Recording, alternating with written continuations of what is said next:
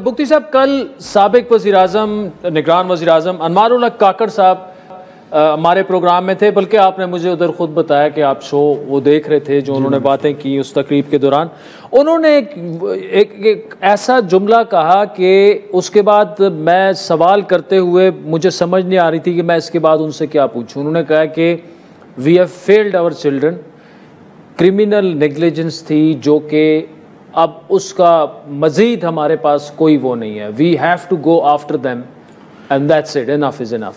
क्या जवाब देंगे? नो डाउट इन इट के हमें अपने एक एक बच्चे का, एक एक शहरी का दिफा करना हम पर फ़र्ज़ है, उसकी जान का, उसकी माल का, उसकी इज़्ज़त का। बट आप ये देखें कि इस पर भी कोई शक नहीं है कि जो वो कह रहे थे वो ये नहीं कह रहे थे कि कोई नेग्लिजेंस, क्रिमिनल नेग्लिजेंस इस दफ़ा हुई है। वो ओवरऑल जो मैं समझाऊँ, प्रोग्राम पूरा मैंने आपका देखा है, जो मैं समझाऊँ वो ये कह रहे थे कि for last many years negligence, हमारी क्रिमिनल नेग्लिजेंस ये है कि जो मैं चीख चीख के कह रहा हूँ पिछले कई सालों से, काकड़ साहब खुद भी पिछले कई सालों से आप लोगों को समझा तक गए कि खुदा के लिए इन स्टूडियोज़ पे बैठ के इसको राइट्स की जंग ना डिक्लेयर करें, ये टेररिज्म है। आज तो ये बात साबित हो गई ना।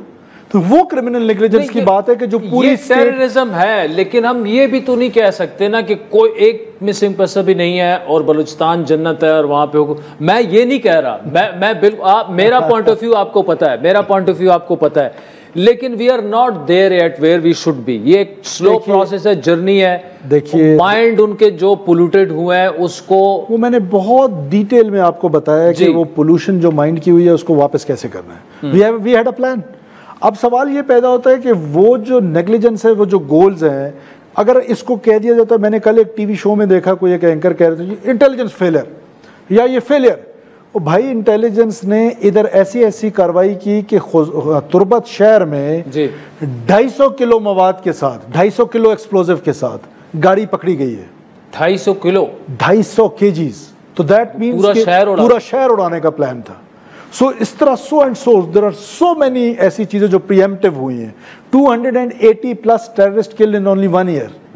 सो they are doing their work, but there is something like कि वहाँ पर मैंने पहले जैसे कहा कि ग्रे में ऑपरेट कर रहे हैं, इंटेलिजेंस है, इंटेलिजेंस ड्रिवन वॉर है, बहुत सारे इश्यूज हैं। फिर हमने इंटेलिजेंस को टूल्स क्या दिए हैं इस वॉर को लड़ने के लिए? तो ये कौम को सोचना पड़ेगा कि हमारे पास, उनके पास टूल्स क्या है, हमारे पास, हमने उनको वो इक्विप्ड करना है उस लड़ाई के लिए। अच्छा, एक तो हमारी फौज है, फिर उसके बाद जो बाकी फोर्सेस है हमारी, are they well equipped for this battle? क्योंकि वो तो मॉडर्न, उनके पास जो M4 और नाइट विजन गॉगल, और देखिए कोई शक नहीं कि उन्होंने अपनी गैजेटरी इंप्रूव की है जो यूएस विड्रॉल के बाद उनको मिला है, but we are much capable than them. They even can't think of that कि what capacity we have. But the issue is, the only issue is the confusion among the nation. वो confusion दूर होती नजर आ रही है। जंगें कौमें लड़ती हैं, फौजें थोड़ी लड़ती है। और ये फौज, इनके लिए मैं कहता हूँ फौज की जरूरत नहीं है। मैं अक्सर कहता हूँ कि हमारी जो पैरामिलिट्री फोर्सेज हैं, they are enough for them. फौज का इस्तेमाल हर्ज नहीं है, बिकॉज ये हमारे पास टूल्स है। ये हमारी मर्जी है, हुकूमत की मर्जी है कि वो फौज इस्तेमाल करती है, लेवीज करती है, पुलिस करती है। कम से कम ये जो बलूचिस्तान के मिलिटेंट्स हैं, इनकी ये कैपेसिटी नहीं है कि हमें आर्मी यूज़ करनी पड़े। हमारी paramilitary force, frontier corps, levy, CTD, we are enough for them. ये ज़रूर है कि आपने एक सर्च देखा है, ये कम हो जाएगा इंशाल्लाह बहुत जल्दी। रिस्पॉन्स जब उनको मिलने लग जाएगा और अच्छा रिस्पॉन्स मिलने लग जाएगा और वीक होंगे। आप देखें ना, पहले मैंने आपसे जैसे कहा कि पूरा 1.5-2 साल तो सिर्फ सड़कें, सारी शाहराहें बंद थी। अब क्यों नहीं कोई बंद करके दिखाए? जब हुकूमतें फैसला कर लेती हैं, जब रियासतें फैसला कर लेती हैं, और मैं तो अक्सर कहता हूँ, ये जो कहते हैं ना कि बलूचिस्तान में ताकत का इस्तेमाल हुआ है, ये हुआ है, वो हुआ है, मैंने असेंबली फ्लोर पे कहा है कि रियासत ने तो अभी तक लड़ाई शुरू नहीं की। रियासत ऐसे लड़ती है जैसे 9 मई और 10 मई को लड़े हैं। अगर इस तरह लड़ाई शुरू कर दी तो इनका नामो निशान भी वहाँ नहीं रहेगा। आज भी मैं समझता हूँ कि हम ये जो स्मार्ट काइनेटिक की बात करें, उसकी वजह यही है कि सिक्योरिटी फोर्सेस ग्रे में ऑपरेट करें। अच्छा, वज़ीर आला साहब, आप चूँकि I know for the fact कि जरदारी साहब के साथ आपकी एक क्लोजनेस भी है और वो भी है। आज जब ये तकरीब ख़त्म हुई तो चेयरमैन पीपल्स पार्टी तो थे बिलावल भुट्टो जरदारी साहब, मैं उनसे उस वक्त गुफ्तगू कर रहा था, तो जरदारी साहब ऐसे आए, चले, उनसे मिले, तो फिर बिलावल ने उनको बताया कि ये पहले BBC में हुआ करते थे पूरा सारा। तो उन्होंने हाथ पकड़ के कहा, उन्होंने कहा कि अब आप लोग हमसे वो काम लें जो लेना चाहिए इस पाकिस्तान के लिए। हमने जो करना था वो कर लिया है। अब ये नौजवान नस्ल जो है, क्या मतलब हो सकता है इस सेंटेंस का? देखिए, मुझे बैकग्राउंड नहीं पता कि उन्होंने किस कॉन्टेक्स्ट में ये कहा है। जरदारी साहब एक बहुत ही मुदब्बिर सियासतदान है इस मुल्क के, और उनका जो तजर्बा है और बलूचिस्तान के बारे में जितनी उनकी नो हाउ है, वो खुद भी बलोच हैं। खुद भी बलोच हैं। हमें सब क्लैन, सब ट्राइब तक, शायद आप मेरे बेहतरीन दोस्तों में से, आपको मेरे सब ट्राइब का नहीं पता, उनको मेरे सब ट्राइब का भी पता है कि मैं बुकटियों में क्या हूँ और उससे नीचे क्या हूँ। तो उधर नहीं, मैं मसूरी बुकटी हूँ, तो इसका मतलब आप भी गलत हो गए। सो वो एक बहुत मुदब्बर सियासतदान है, और वो शायद उनका मकसद यही था कि आज मीडिया को कम से कम मुकम्मल तौर पे पाकिस्तान के साथ खड़ा होना चाहिए, रियासत के साथ खड़ा होना चाहिए।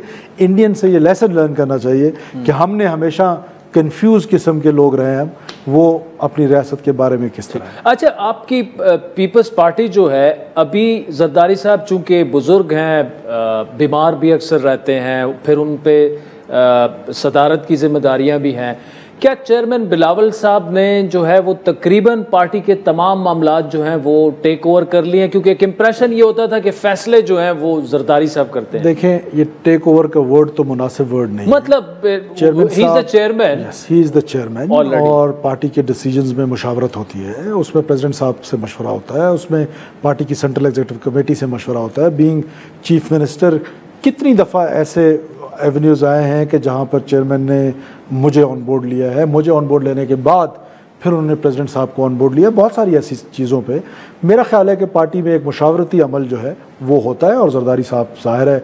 और ये जो आपका एक स्टेटमेंट है कि बीमार रहते हैं, मेरा नहीं ख्याल कि वो ठीक है। कोविड में भी मैं उनको मिलने गया और वो बिल्कुल हशाश बशाश थे कोविड के बावजूद। ठीक है, वीकनेस थी, नज़र आ रही थी, लेकिन वो इज़ ब्रेव इनफ, और उनके अंदर वो विल पावर है कि वो 14 साल जेल काट के आए हैं। तो मेरा ख्याल है कि वो ही इज़ फिट इनफ। और आज भी मैं लास्ट वीक भी मिला, तो मैंने उनसे जब सेहत के बारे में पूछा तो उन्होंने कहा I am more fit than you.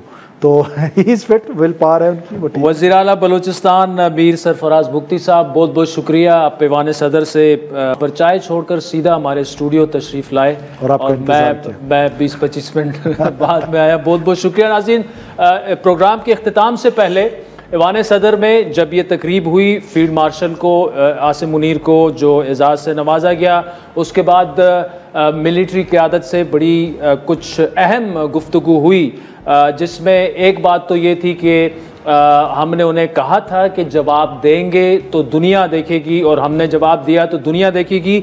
और वहाँ पर एक सवाल ये भी हुआ कि ये नाम किसने रखा, कैसे रखा, तो वो हमने दौरान गुफ्तगू बता दिया कि जब पाकिस्तान एयरफोर्स ने 5 इंडियन जेट्स गिरा दिए थे, तो एयरफोर्स चीफ ने यह कहा कि वो बिल्कुल सीसा पिलाई हुई दीवार की तरह हिसार था।